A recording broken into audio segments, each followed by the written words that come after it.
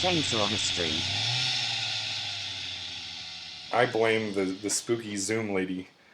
No, well, I mean, it's probably my fault. My phone has not worked real well or correctly since I dropped it in the toilet over Christmas. Yeah, that'll cause some problems. Yeah, so now things just don't. Everything works, and it doesn't seem like there's anything wrong, but at the same time, it just doesn't work as well as it used to. It's very odd. Although, kudos for my not waterproof phone still working pretty much at all. In the old days, dropping in the toilet was the instant death sentence. Yep, that was... But now they waterproof shit. Insta-death. Now you can take your phone for your bathtub selfies. Nice. Well, everyone... Thank Christ. Welcome to Chainsaw History. This is the show where my sister and I throw our middle fingers at beloved figures in history. Boo! And you can find us and support what we do by visiting chainsawhistory.com. I'm your host, Jamie Chambers, and this is my sister, Bambi. Hello. And we are a comedy history podcast. I am not a historian, just a guy with a potty mouth and a library card. I'm here for the ride. At least today I am. And I have the world's most annoying dog. Stop it. He is just making noise because he can in his big echoey room where the mics will 100% pick it all up. So, yeah. If you could hear a ka-thunk every once in a while. If you hear weird noises or little cartoon sprawling noise, that's because the dog is just fucking around in the background or jumping into my lap. All right. He's so, the worst. Let's jump into it. Now, today's subject was a footnote in a previous episode. He was a guy we mentioned briefly and then completely forgot about. Or at least you might have. He ended up becoming a brain worm that just burrowed and I couldn't let it go until I learned more about him. And then I did all that research, so I kind of had to make an episode about it to justify reading way too much. I feel that, actually, because I too have that, and you get scripts now. Yeah, I'm looking forward to it. And that is a hint of future stuff for people who do back us on Patreon. Now, our subject today was an accomplished author who conquered more than one style. And back in the 80s, when we were little kids in grade school, his most famous book was really kind of pushed into classrooms. Because it was a very, especially for the 80s in this era of Reagan patriotism, it was this very kind of American story that made you feel good and even kind of softened, even though it acknowledged problems between white people and Native Americans, it still kind of made it go down with a spoonful of sugar because it's still this very sweet story. It's very Dances with Wolves in that way. Ish, yeah, the values of different cultures. Well, Dances with Wolves was a lot more directly critical of America and way more pro the Native American side, whereas the book we're about to talk about is a little bit different. And since we've been through this all before, it's ridiculous to ask you, but so I already know you did not read the book The Education of Little Tree. No, I did, however, sleep through the movie a couple times.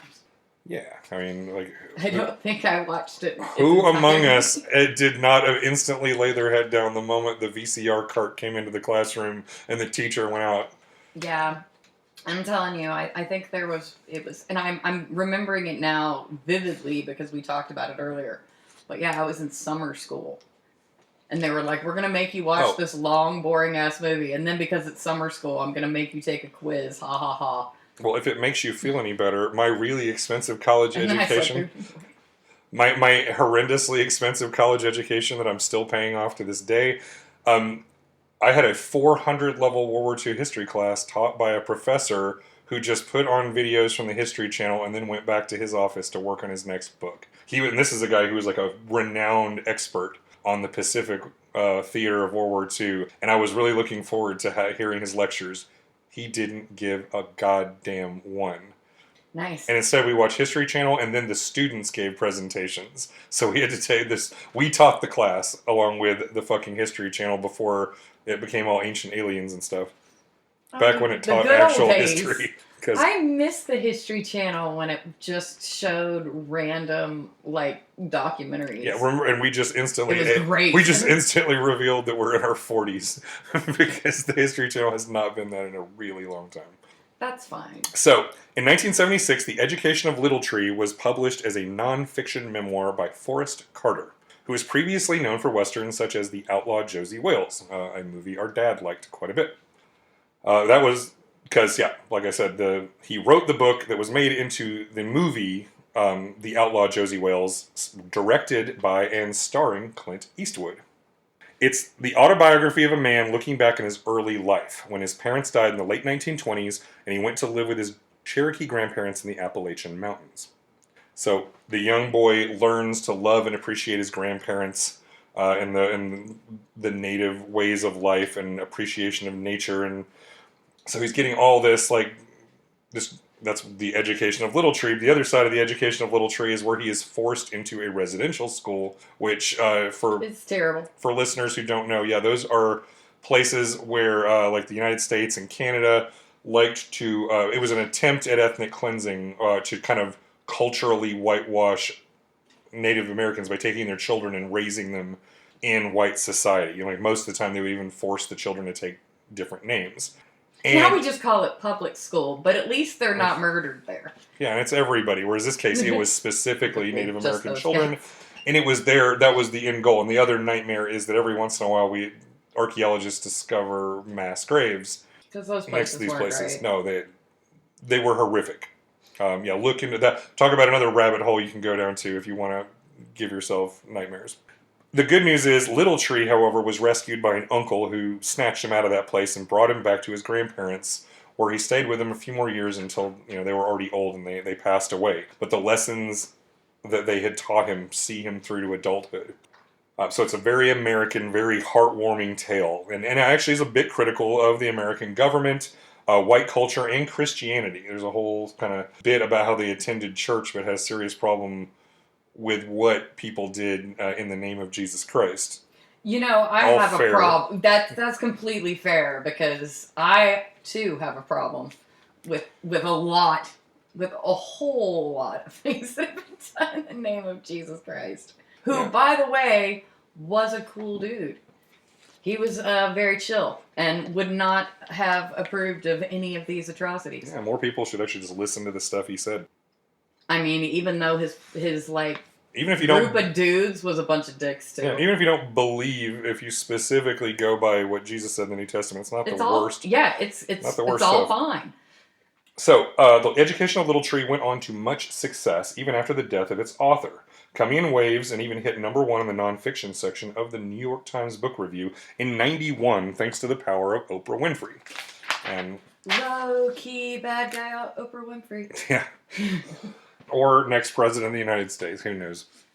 Oh my god, I would actually back that. Isn't that scary? That was talked about a while back, but she Oh my shot it God. down, thankfully. But She's like, no, I said I wanted to be super rich and famous. and still incredibly powerful, and probably more powerful this way. She doesn't know her power. Well, I know. And even if Oprah Winfrey can take a step back and be like, God, no, I don't need to be president, then at least good for you, Oprah Winfrey. You still have something on Donald Trump. Golf claps. Indeed, yeah. I mean, I saw the power of Oprah when I was in college and worked at the mall bookstore. Every time Oprah mentioned a book or had it on her book club, instantly it was just gone. We had a little stand where we just put all of the Oprah recommended shit, and it would just, all the wine moms would pour in and grab it every week. And, so absolutely. So, when I was 16, this book hit the New York Times number one just because of Oprah's recommendation. We're She talking. probably didn't know about any of the stuff other than this bullshit. Oh, we're gonna go into it. Let's do it. Let's do it. So I was talking about how he actually died just a few years after The Education of Little Tree was published. And the death of Forrest Carter has a few things in common with the passing of our own dad. He died of his first and only heart attack, and he had 2 funerals. Which, for anyone who has not had to attend their parents' funeral twice, not highly recommended. Don't do that to Not anyone. my favorite time ever. That's a horrible story we will save for another day. Oh, God. But here's the story of Forrest Carter's 2 funerals. He passed away in 1979. He was only in his early 50s, so he died young, only a few years after his most successful and beloved work. He was well liked in Abilene, Texas, where he lived at the time, and the whole town mourned his unexpected passing. His body was returned to his original home in Alabama, And the family welcomed a crowd of admirers and friends from the publishing world in New York and entertainment figures from Southern California who joined his wife and children at a graveside service. Then, a few hours later, the family returned to the cemetery for a second, smaller, and entirely private service that matched the name on the headstone that eventually was placed at his grave that puzzled some people.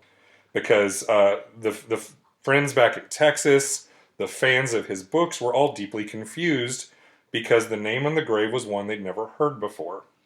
Asa Earl Carter. So here's the twist. You're familiar with at least one thing Carter wrote. Back in 1962, he wrote the inaugural address for the incoming governor of Alabama. And you might remember these lines delivered to a roaring applause. Today, I have stood where once Jefferson Davis stood and took an oath to my people.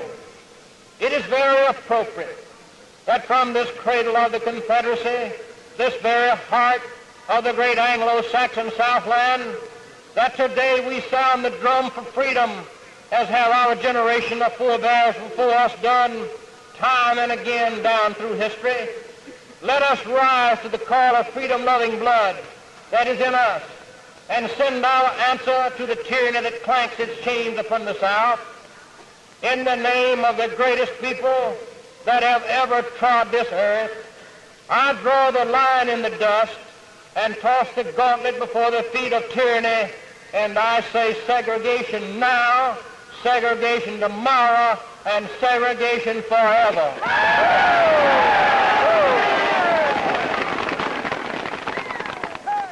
Chris. That was written by the same guy who wrote The Education of Little Tree. You see, there was no Forrest Carter. There was no Little Tree. In fact, Asa Carter was just as white as you and me, and his Cherokee heritage was complete horseshit. He was, in fact, a Ku Klux Klan organizer and rabid defender of segregation.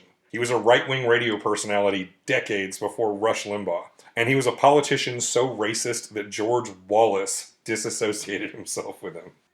Well, you know, he apparently, this guy has apparently disassociated with himself. Oh, yeah, and so there's that. More than once. So when his early ventures failed, he moved to Texas and reinvented himself as a kindly cowboy writer of Native American ancestry, Forrest Littletree Carter.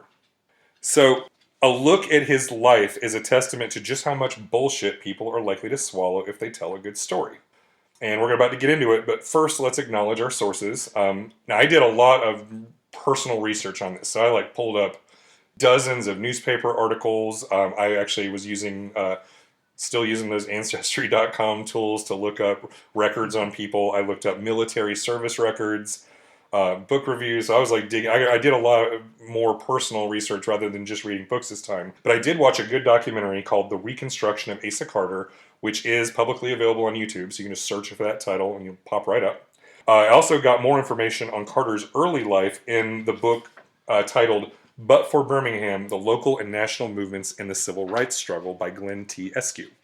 And that's a very academic book, getting into the weeds. You have to be more of a history nerd to truly appreciate that one because it's heavily sourced, less interesting writing, but more this is the shit that happened, these are the people involved.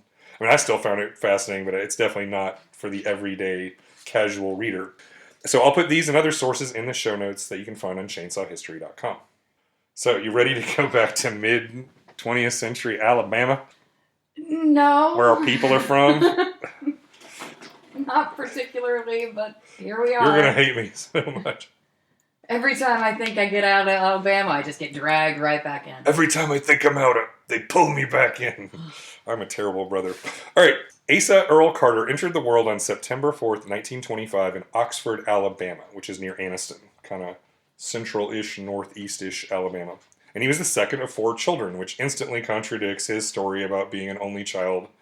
And also where he claimed to also be an orphan only child. Both his parents outlived him. Or no, actually his father died just a couple years before him. His mother outlived him 20 years and died. She lived nearly as long as Betty White.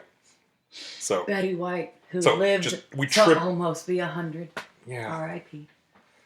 I just watched, completely off topic, but on her team that she worked with posted the video she'd pre-recorded for her 100th birthday to to thank everyone and raise money for her animal charities. I was just like, oh, and then all those magazines that came out that had already been printed celebrating her 100th birthday. It's like, oh, thanks, guys. Yeah, no.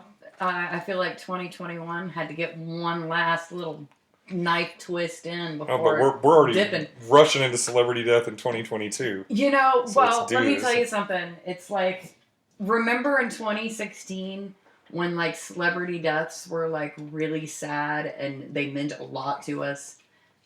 Such good times. Now we're like making meatloaf memes 2 hours after the guy died. That's just where we are. It's how we deal with our pain. All right, so back to Asa Carter. We don't know a lot about his early life, but we can definitely say he did not move to the Tennessee mountains to learn the ways of the Cherokee. He actually grew up on a dairy farm, probably milking cows and doing other menial labor, shoveling manure, cow farm stuff. Wow. And he graduated from Calhoun County High School in 1943.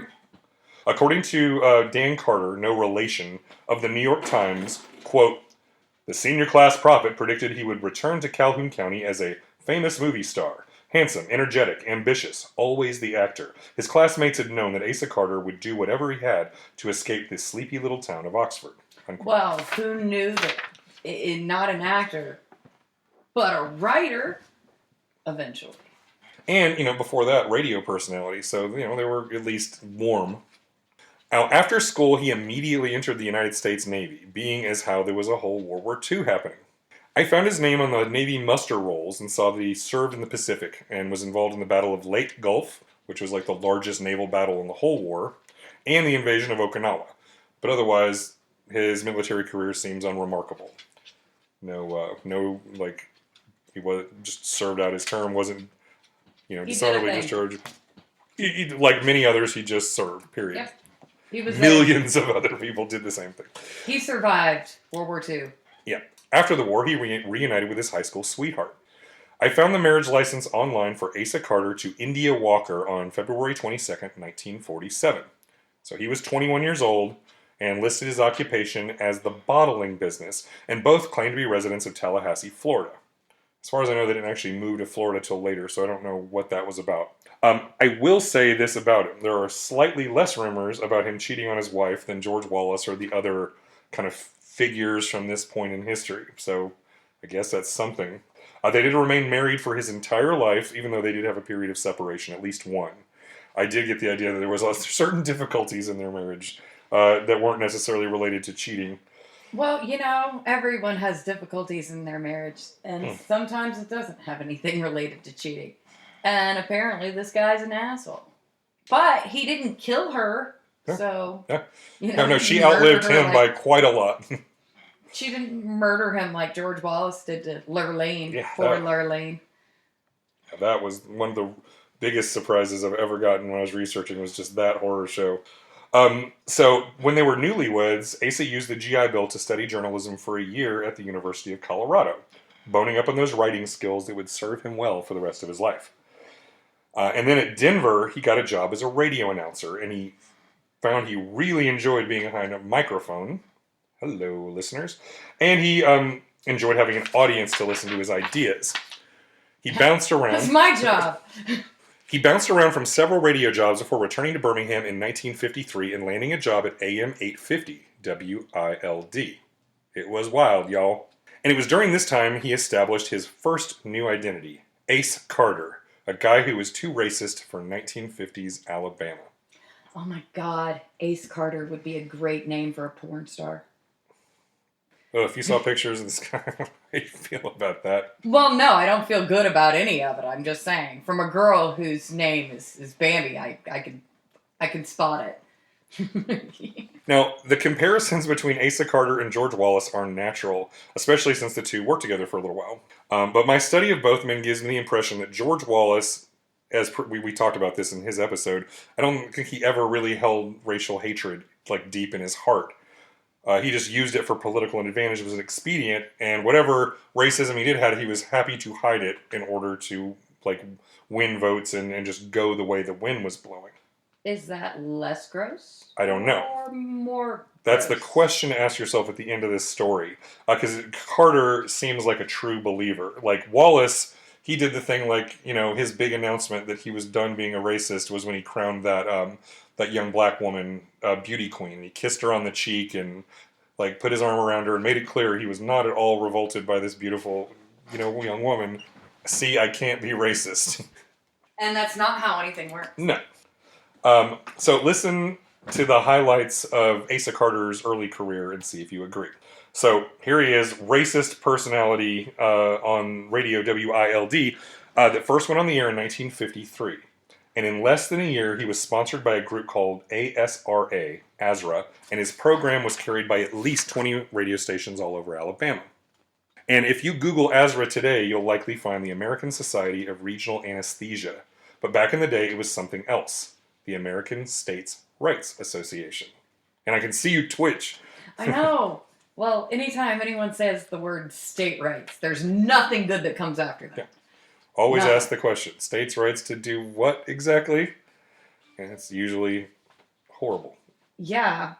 Like, they want to have the state right to lower the age of consent. Or suppress certain groups of people from, voting. Yeah, no, none of it's good. It's all... Regressive taxes, just shitty stuff. It starts bad and goes downhill.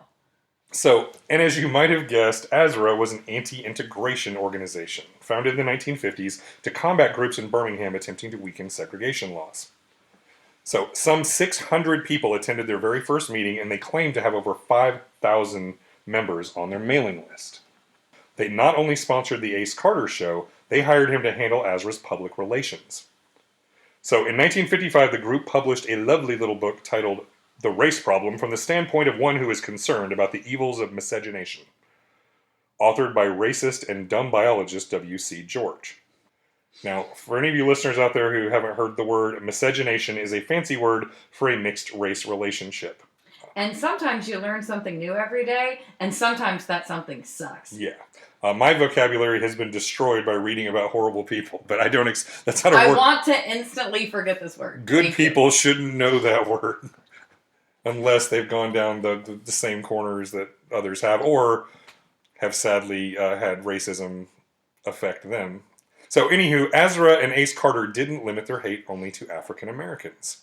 Both were also intensely and vocally anti-Semitic, and mixed it all together with the ongoing Red Scare. Quoting from Dan Carter again, this time from a different book called Rewriting the South. Quote, Carter warned his listeners that the Birmingham chapter of the National Conference of Christians and Jews was a tool of the Communist Party, manipulated by Jews who had duped ignorant Christians into supporting their secret plan to dilute the racial purity of the South. Unquote. I have no words for how much I hated that. I'm shocked by how much I hate it, and I expected to.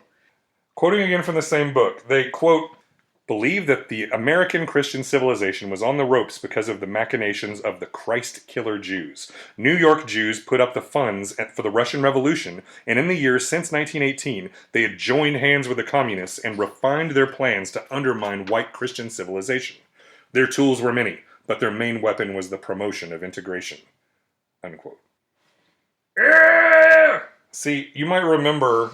I have. That back in the very early 20th century, there was a lovely fake document published in Russia called the Protocols of the Elders of Zion. I do. I know this horrifically fucking, and I'm really surprised about how often it comes up. Well, it is the great granddaddy of all modern conspiracy thought.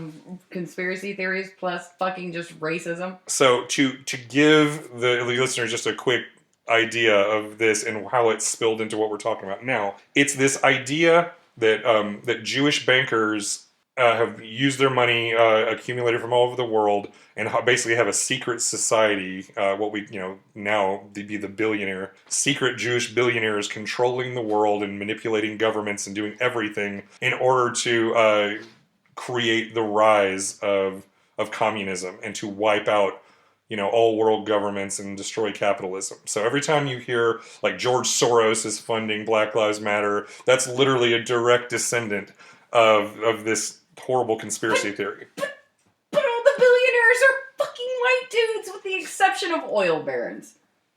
Yeah, but, and here's the thing.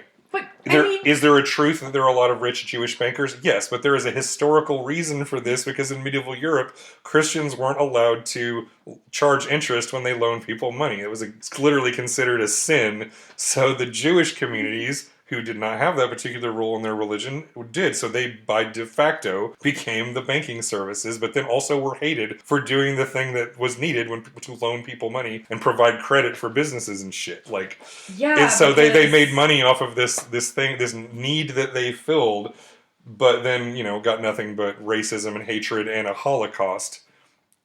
So, getting back to this, so right now the current version of this in our story is the idea that these secret cabal of rich Jewish people are trying to take down Christian civilization, and one of the ways they're going to do it is by letting white and black society mix and creating just a mongrel race.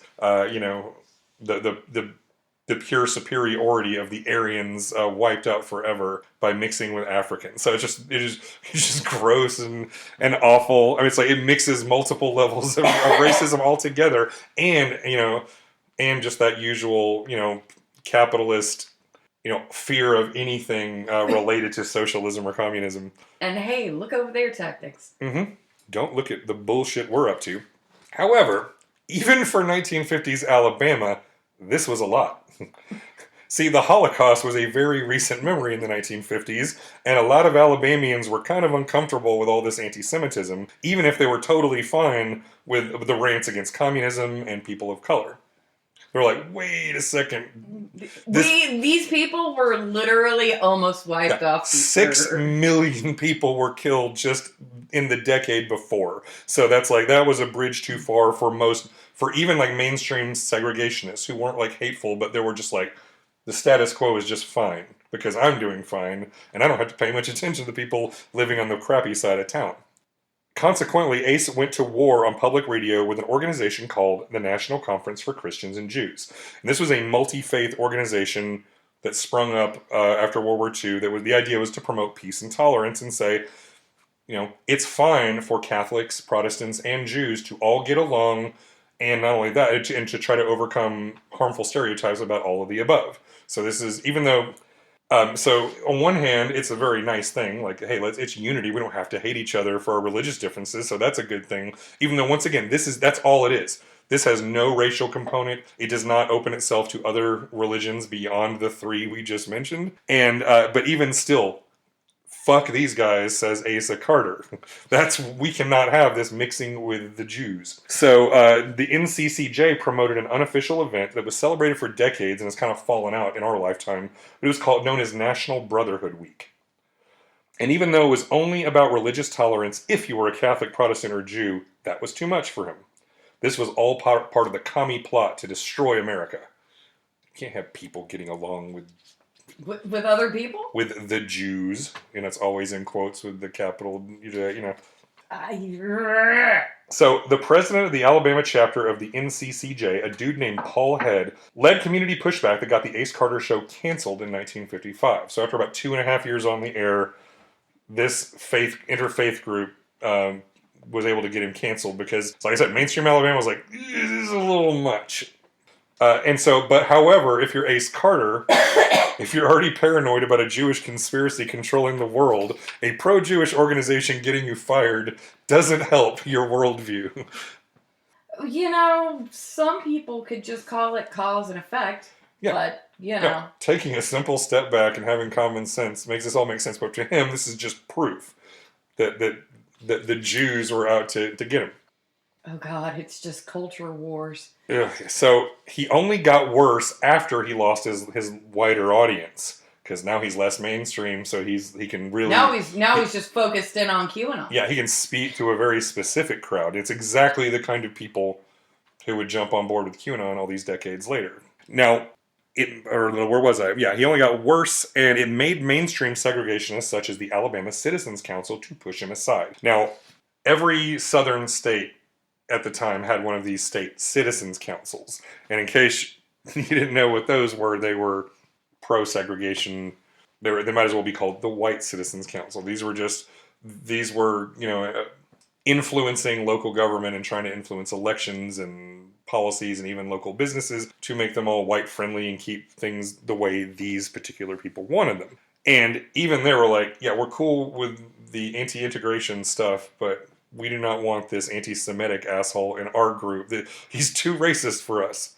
So in 1956, a very busy year for our boy, he founded his own called the North Alabama Citizens Council. So it was a safe space for hate against both black and Jewish Americans. Oh, good. And it splintered the membership between the moderate and extreme racists in the area. So like the kind of more mainstream people, they had their own place to hang out. Yeah, we had your mainstream racist club, and then you had this super racist club. Well, they didn't have the internet, so they couldn't just hate people anonymously online. You couldn't just go to 4chan. You just couldn't just go to 4chan or 8chan or whatever chan it is now and get your porn and hate. Not even just porn, but like, no. Yeah. No. I've never been there, don't want to be there. I know too much about it. It makes my brain hurt. Yeah, don't come.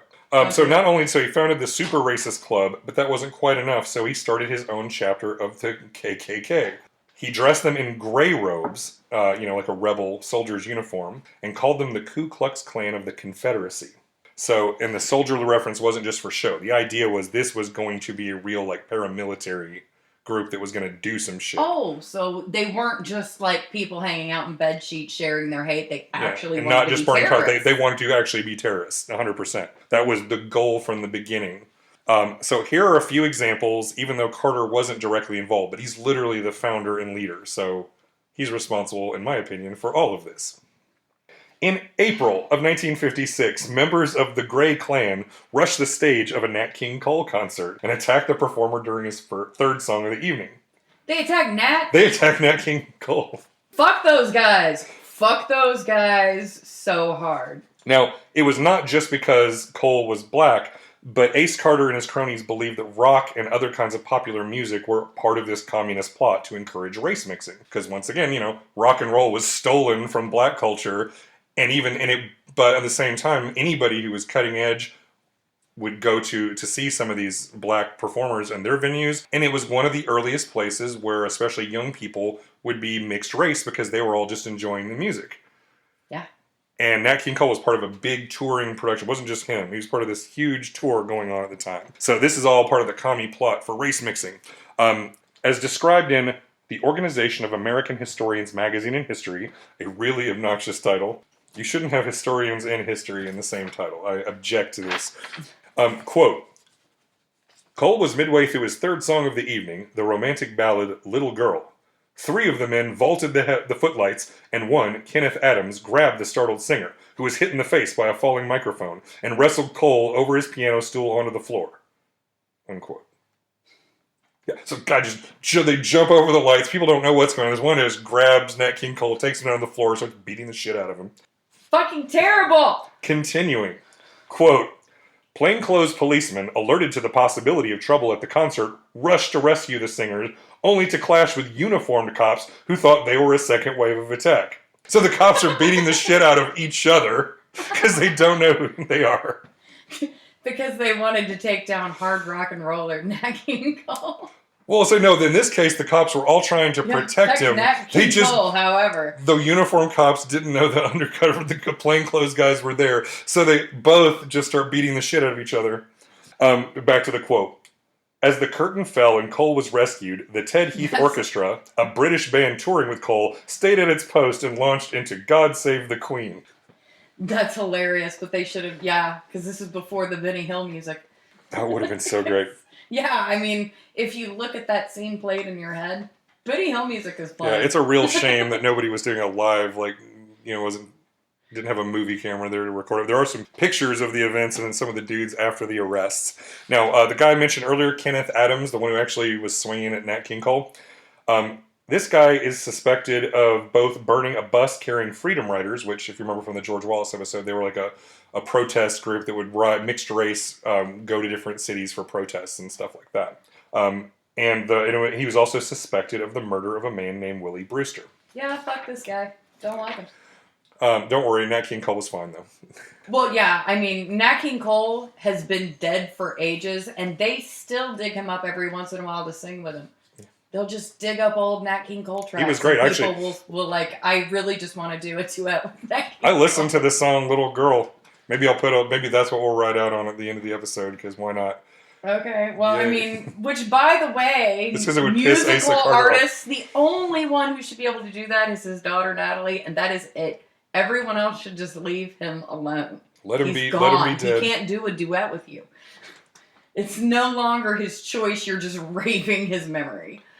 But yeah, that song Little Girl, though, also showed off what a badass he was on the piano.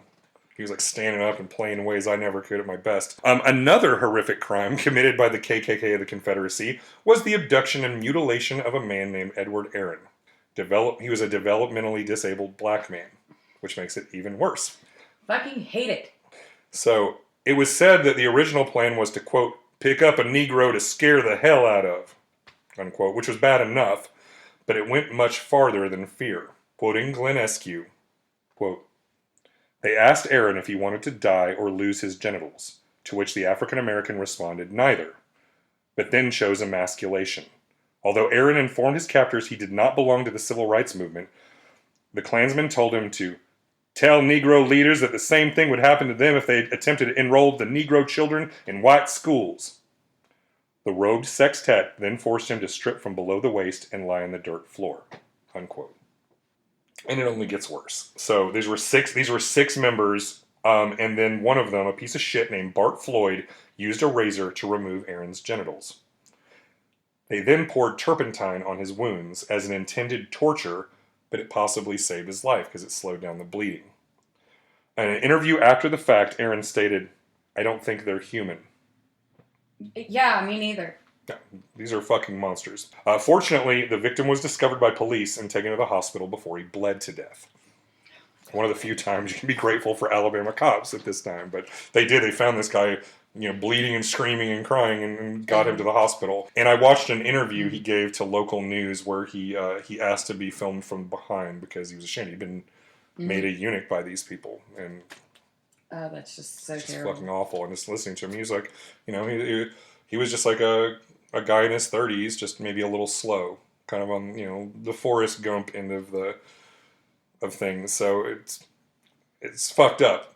Yeah, I mean, that's horrific. I mean, and even if he wasn't mentally challenged, that's still fucked up and horrific. There's nothing where that... There's no good version. That's just like, that's the whipped cream of the atrocity sundae.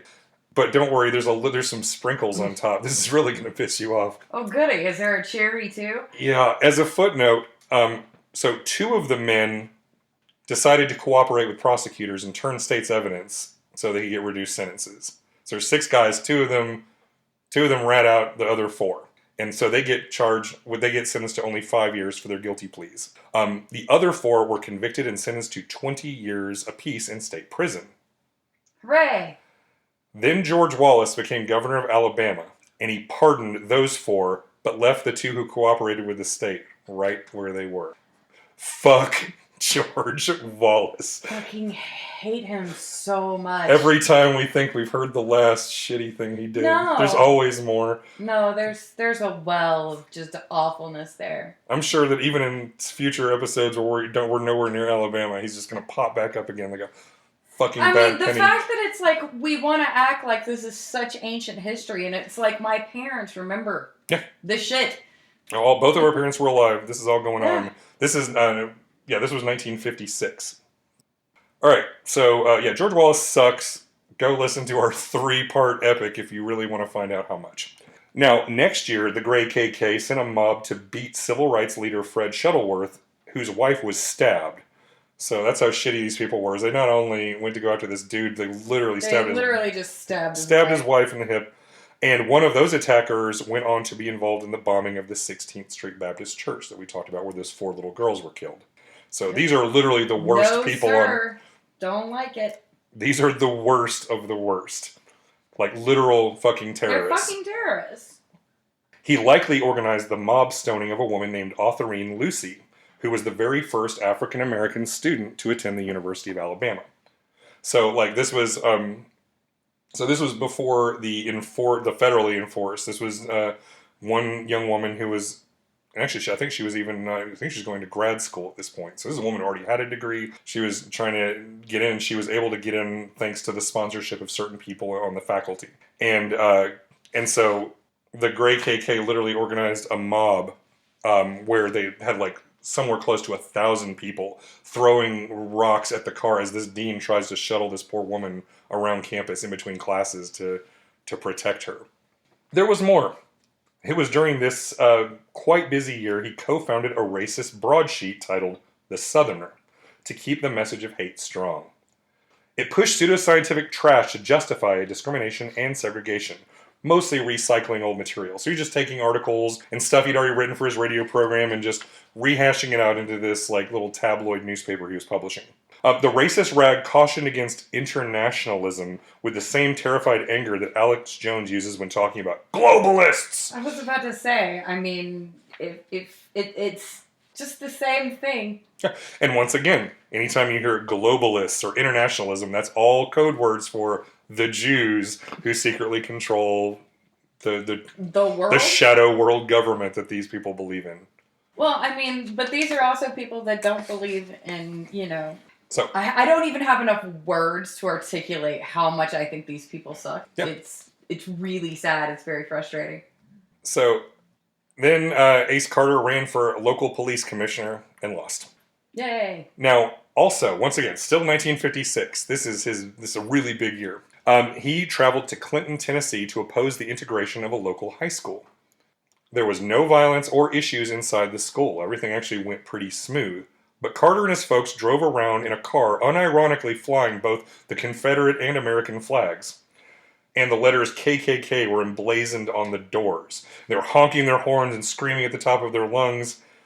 And they distributed protest signs and encouraged people to attend anti-integration rallies in the evening. Here is a quote from one of Asa's speeches. Quote, "In the South, we have 98% Anglo-Saxon race, not counting the N-word. These are responsible people who erect free governments and who have stood up and told the N-word that you must cooperate, that you must conduct yourself from a separate station. But the communist says one world government, one world economy, and one world race." Well, I mean, we all live here. So, I mean, I'm not necessarily for... I think we could all just be cool. But you'll see again the same thread that with Wallace of tying the idea of letting black people use the same water fountain is communism. It's all, and you know, it's so sad because it just makes me flash to now, and it's all the same fucking rhetoric. Yeah, it's just now... They just have different forms. They just changed the terminology and tried to cloak the racism behind a couple more layers, so you have to peel them back to actually find it. But that's what we're here for. It's always there. So, in 1957, things got even crazier and almost sent Ace to prison. Now, a patrol officer in Birmingham was checking out lights in a closed restaurant where the Gray KK was holding a meeting that evening in the theater next door. Things got quite interesting. From an interview with Dan Carter. Quote, "There were rumors that Carter was stealing from the coffers, and one of the members demanded to have an independent accounting of the funds. And although it's a little unclear as to how it happened, apparently Carter pulled out his long barrel .44 and began shooting." Quote. So literally, these guys are saying, he's embezzling. So it's like, "Ace, we think you're skimming from the till there, buddy. Can we just have somebody look and just double check the books?" His immediate reaction is to pull his pistol out and start shooting these guys. And that could have been the end of him right here and there. Like if he'd have killed somebody, that probably would have been it. But luckily, or unluckily... Nobody died. Probably unluckily, considering who we're talking about. I don't think anybody would miss these stains. So Ace was arrested, jailed, and prosecuted. But ultimately, the Jefferson County District Attorney wimped out and dropped the charges rather than risk an incident with white nationalists. They're like, we don't want the kind of heat this might bring, so they let him go. And in 1958, the very next year, he quit his own Klan group after dodging those legal troubles and ran for lieutenant governor of Alabama and lost. Badly. Yay. Now, at this point, he was completely outside acceptable social circles and his reputation was trash. He was thought of as the guy who shot at racists for not being racist enough. Well, it wasn't just his reputation that was trash. So there's that. This man is pure garbage. He retreated back to his family home in northeast Alabama and took menial jobs for a few years. So he got knocked back so hard by his bullshit that he was basically back to milking cows. But you can't keep a good racist down. Because someone appeared on the political stage to inspire Asa to make his comeback. Someone who could inspire the heart of a diehard Alabama segregationist. Bambi, it's your hero and mine, friend of the pod, George Corley Wallace. I don't want him to be a friend of mine, ever. That's more like just having herpes. You don't want it.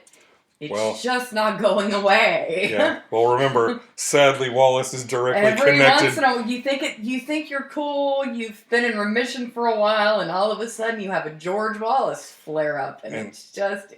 Yeah. Well, remember, on the Kevin Bacon scale, we are only 2 degrees from George Wallace, thanks to our lovely family history. So we might as well at least understand what it all means. So, inspired by Wallace's message, which, once again, if you haven't heard our 3-part series, I talked about it at great length and mental damage to my poor sister. Asa wrote up several sample speeches and just walked right up to the fighting little judge outside of a courthouse and just handed them over, saying, I wrote you some speeches, you should check them out. And the rumor has it that Wallace did read through them and used one that very night. And a disgusting partnership was born. Asa wrote speeches for both George and Lurleen Wallace during their respective governor's races. And as we mentioned up top, he wrote the infamous Segregation Forever inaugural address. I hate it. It's just not good. Now, as a writer, I was kind of interested in just like what his process was. So, quoting Dan Carter once more, quote, after locking himself alone in his room, he would take his typewriter, a couple of cartons of cigarettes, and maybe a little whiskey as well. He would get sort of wound up. He would get on this kind of writing high, unquote. So he'd stay up drinking whiskey and chain-smoking Pall Malls and get all angry and sweaty and poured his insecure white frustrations onto the page. Okay.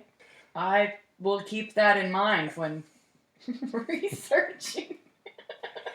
Just this sweaty... Although I don't do the sweaty, although I have to say there's so much of my research that just makes me mad.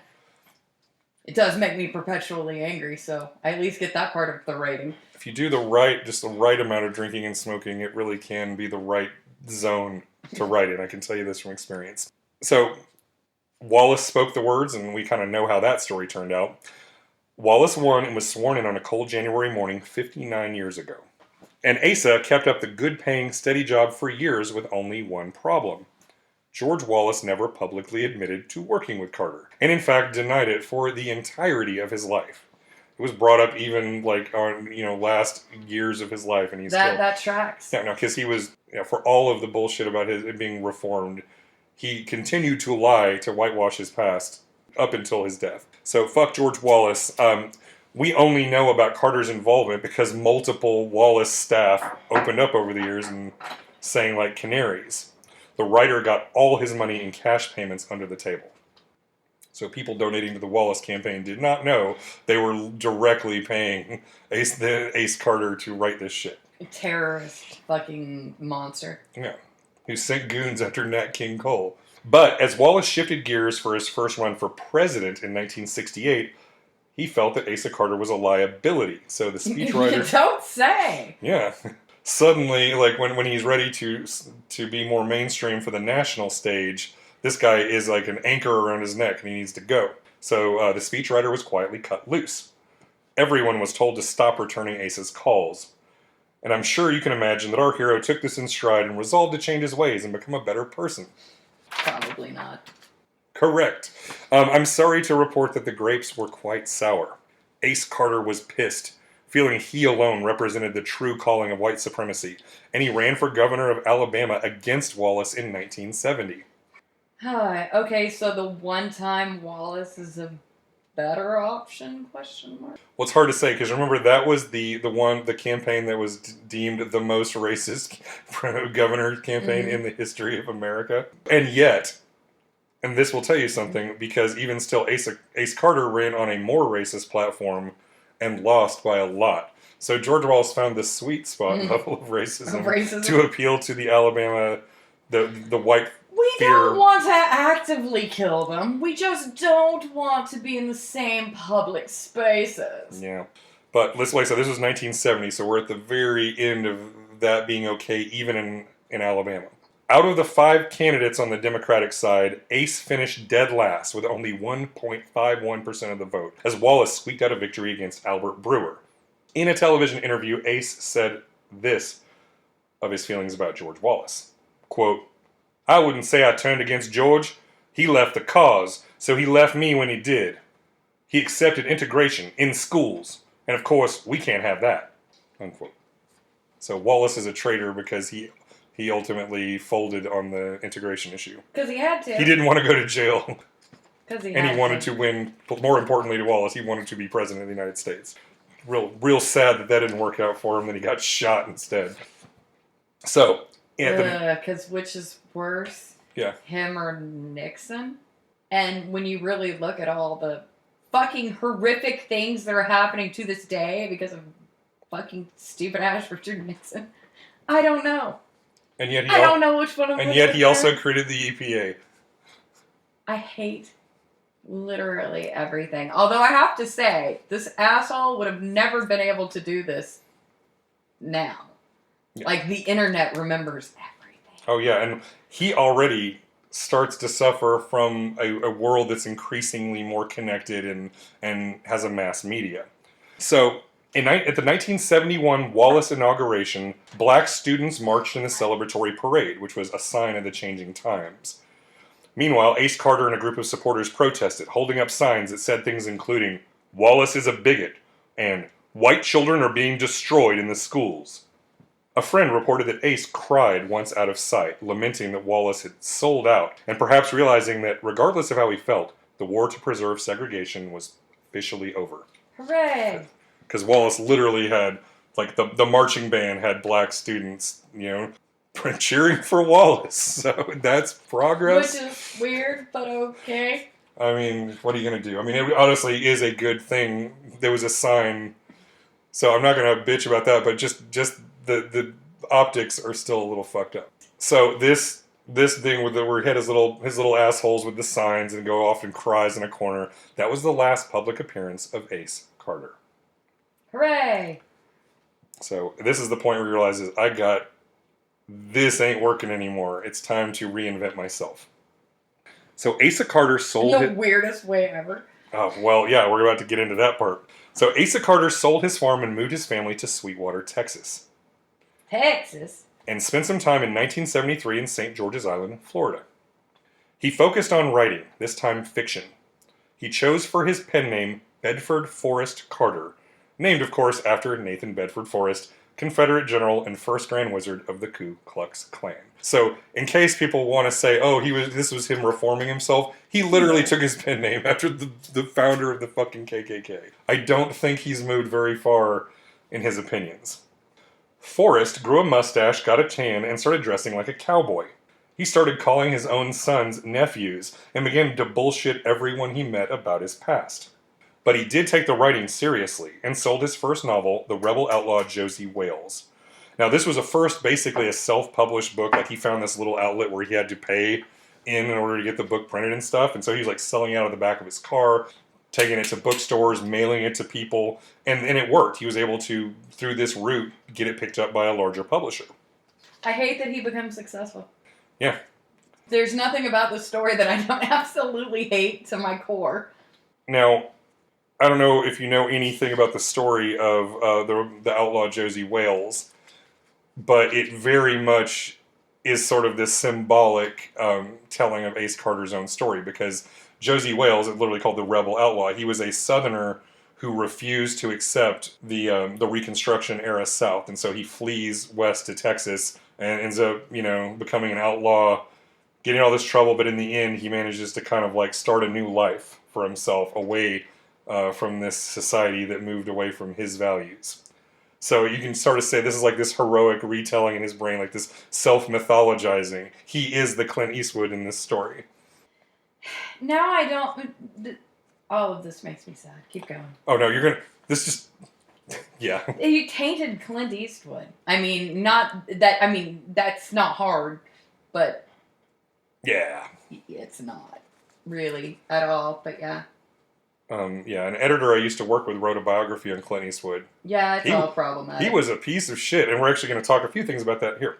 Now, Robert Daly was a producer working with Clint Eastwood in the 70s, and this was a guy with an eye for material to adapt to the screen.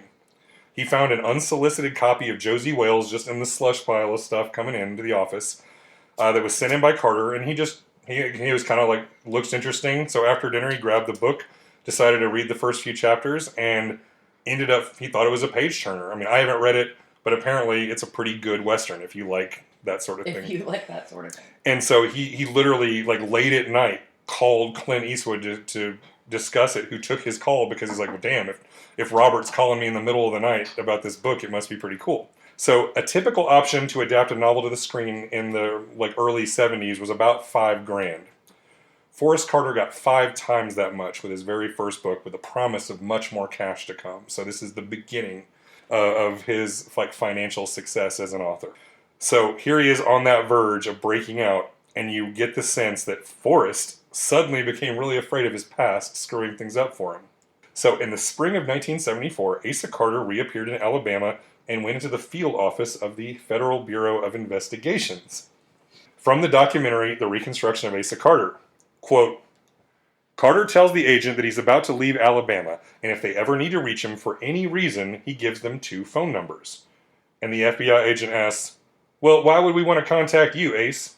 And he says, well, I think I'm going to start making some money for the first time in my life, and I don't want anything to screw it up. He had the foresight to know what an FBI agent sniffing around might mean to his career. It would be the last entry in an FBI file that stretched over 1,000 pages. Unquote. So this guy, as a terrorist, has a fucking file this thick. An encyclopedia style. And his last one's like, look, if you guys need anything, I'm available. Just don't go talking to people. You contact me through these numbers. Because he really, really wanted to sell this Forrest Carter is a real person thing. Because it was one thing to be a book author back then, because you can be a successful author and still be pretty much anonymous. But the moment movies and mainstream media get involved, that's when people start paying more attention to you. So the original director was a guy named Philip Kaufman, and he wanted to make changes to the script to downplay what he felt were fascist overtones. Yeah, I can see that. Be like, And in fact, he had such a problem with it, and the fact that there was pushback, and they didn't want him to change the script, that he quit the project over creative differences. Good for you, dude. But you know who doesn't mind fascist overtones a little bit? Clint fucking Eastwood, that's who. If you need a fascist movie or someone to yell at an empty chair for an hour, you just call Clint. So he took over directing as well as starring in the film. That tracks. And again, I've seen the movie, even though it's been a while. I remember liking it. I mean, it seems like a fun Western. I'd have to watch it again with my more adult and educated lens to kind of see the stuff they're talking about. I just have vague memories of it. Clint Eastwood shoots a bunch of people. No. You know what I've learned recently about nostalgia? Is that it sucks. Yeah. Don't do it. It's like, how much looking back do we really, really need? Yeah, I think the word nostalgia literally comes from a root word which means an old wound. Yeah. So it's actually damaging in many, many ways. I mean... Or at the very least, just being exploited to sell us back our childhood, which we're living through right now. It's like, I still love The Wizard of Oz, even though I know that everyone in it was basically tortured in order to make that film. And it's like, well, you got tortured for something, Judy Garland. The original Tin Man nearly died. He did, and he didn't even get to be in the film. He didn't get any money for it. He just literally gave him cancer, and he almost died. Wah, wah, wah. Now, during the press tour for Josey Wales, Forrest Carter gave an interview to Barbara Walters on the Today Show, instantly causing many folks in Alabama to fall out of their chairs as the Ace Carter they knew spewed obvious bullshit on national television. This led to some sniffing around, and on August 26, 1976, the New York Times published an uncredited piece titled, Is Forrest Carter really Asa Carter? Only Josey Wales may know for sure. The piece lays out the evidence that the racist and the cowboy author were one and the same, including the fact that the novel had a copyright application with the same address in Oxford, Alabama, used by Asa Carter. So it's like a slam dunk. Yeah. They're the same fucking guy. Plus, look at a picture of this one and the one with the mustache and the hat. Yeah. They're the same guy. You don't have to have facial recognition in order to have some facial recognition. So from no software involved. From this New York Times piece, quote, "But Forrest Carter says it isn't so. He says that he is no politician, but both a cowboy and an Indian, and that his next book, The Education of Little Tree, will tell about his own Indian childhood in the household of his grandfather, half Cherokee, and his grandmother, full Cherokee," unquote. And speaking of shameless cultural appropriation, at the same time Forrest Carter was dodging allegations of his racist past, his most beloved work was released. The Education of Little Tree was first published to modest success, but as we discussed before, it went on to have waves of bestseller status, and to this day, many adults consider it one of their beloved children's books. It means a lot to a lot of people. I mean, that's kind of why Oprah picked it, even after the book had been out for a long time. Because people read it and were touched.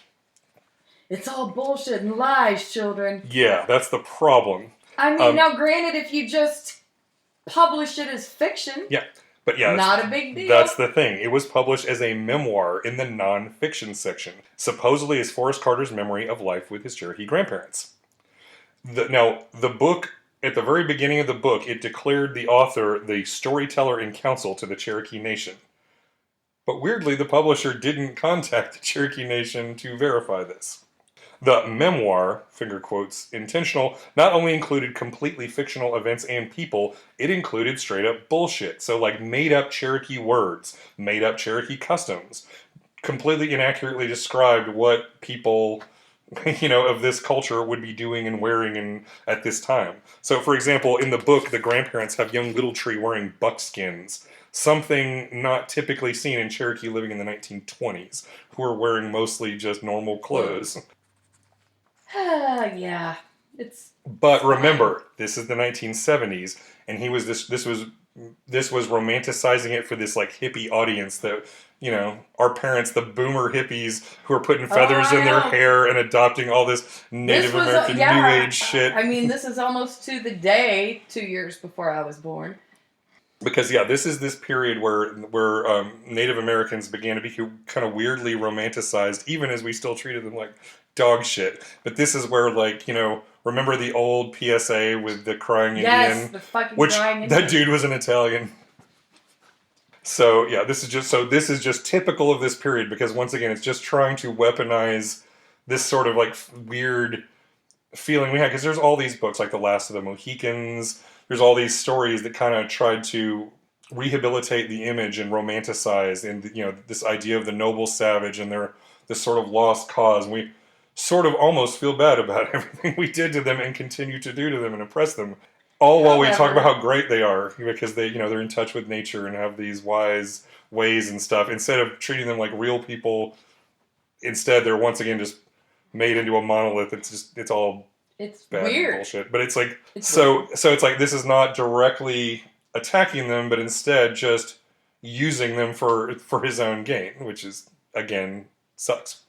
I mean, to me, that's the truth. And very American. Like, cultural appropriation is something I have my own mixed feelings about, because sometimes I think it's overused. I mean, there's culture blends and crosses over, and there's some things that are attacked I think aren't so harmful, but with this, 100% is. It's like, I'm going to just make up shit about another culture, dress up, and tell a fake story to sell books. That is... Which would be fine if you sold it as fiction!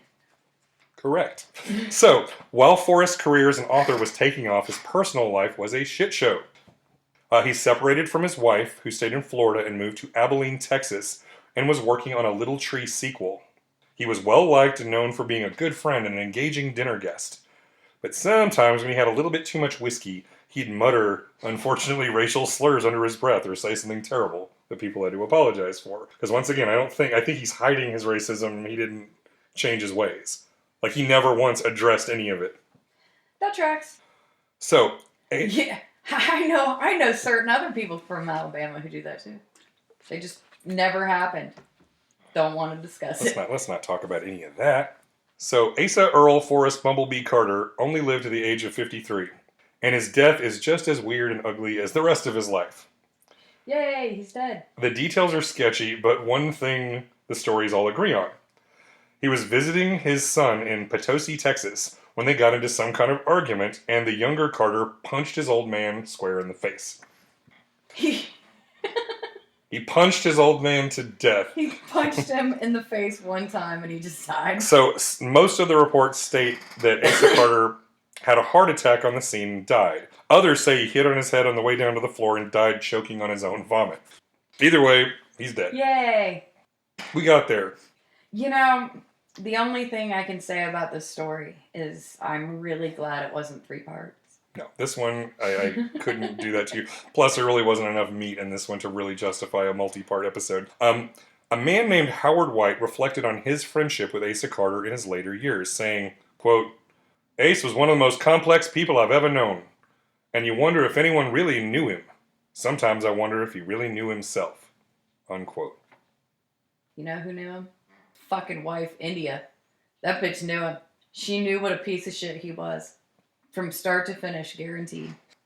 Even if she loved him and was all good with it, she knew. Yeah. Now, it took her a really long time after his death to finally admit to the press, because every once in a while it comes. So for years she denied that Forrest and Asa Carter were the same person, but eventually she didn't care anymore. You got me. And she lived, I think she lived sometime into the 1990s. So she lived just like his own mother. His wife outlived him by decades. And that's it. We did it. Another dead racist in the books here at Chainsaw History. They're dead. Hooray. Huzzah. Aren't we glad things are all better now? Oh, well, I will say this. The Education of Little Tree has been now reclassified as fiction, and Oprah took it off of her book list. Well, that's good. And basically just said, I didn't know. I just thought it was a nice book. You know, which is fair enough. I mean, which is fair. She certainly wasn't the only one fooled, and most people were. Unless you happen to be Cherokee. Yeah, and again, it's like that's very scandalous, but it's only scandalous because why wouldn't you just put it as a fiction book? Does it need to be a biography? I think he thought it needed to be to sell the story. But, it's hard to say. In the end, he died early in his career, so he never even had, I guess, we'll never know that if he'd lived longer, if he would have confronted his change of ways, if his other books would have, who knows. Either way, I'm glad he's dead. Not too sorry that this guy is dead. I mean, like I said, actual fucking terrorist. That's what I wasn't expecting. I kind of knew he was a racist piece of shit going into this. I had no idea the extent. I was like, my eyebrows went really wide, and I was like, I think I need to talk about this. When he assaulted Nat King Cole, that's probably the linchpin in that definitely was the what the fuck moment. It's like, yeah, I need to tell this to somebody because I'd never heard that before. Well, this is our first new recording in quite a while, but we've got new episodes on the way soon. I keep hinting about this one guy I'm going to talk about, and I keep putting it off, but I think I'm going to start that script soon. Until then, you can visit our Patreon at chainsawhistory.com. You can visit my website at jamiechambers.net or my Twitter account, which is at jamie1km. And you can, good luck finding Bambi on the internet. I don't live or play there. It's fine. Even though I will sometimes tag her in pictures. That's all you get. Ooh! While we're on this is a complete change of topic, and I'm almost thinking about putting it as my profile pic for a while. Aaron got me a Barbie doll to commemorate our first podcast. So because I collect Barbie dolls, now am the owner of George Washington Barbie. You got George Washington Barbie. She's dressed in hot pink. It's fabulous.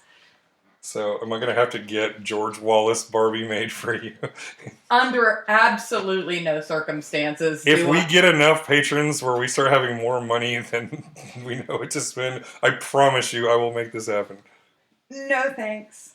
I don't know. No. I mean, I have Barbie and Ken in some really weird situations, but I'm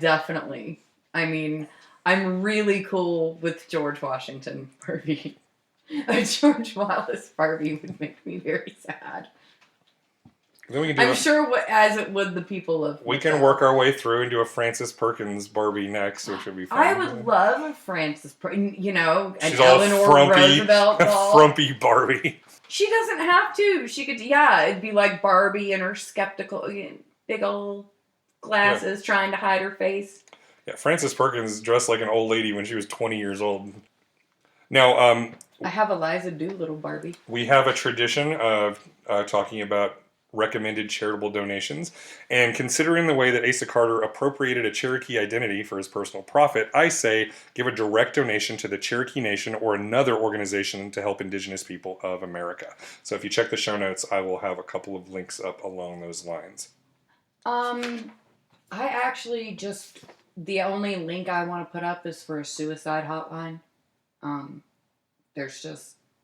It's going around right now, so take care of yourselves, take care of each other, and if anyone needs it, we'll have that 1-800 number up on our site too. Yeah, and if anyone's, if you're feeling that way, feeling especially sad, lonely, if you're thinking at all about hurting yourself, call the hotline or talk to someone you trust. Don't try to wrestle with all this stuff alone.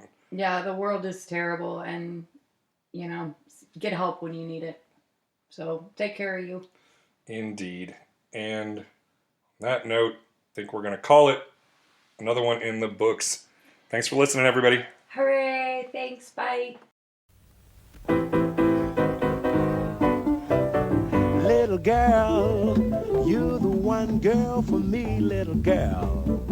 You're as sweet as can be. With your glance you brought me love from the start. Oh, what a thrill came into my heart, little girl. With your cute little ways, I'm yours for the rest of my days. And this great big world.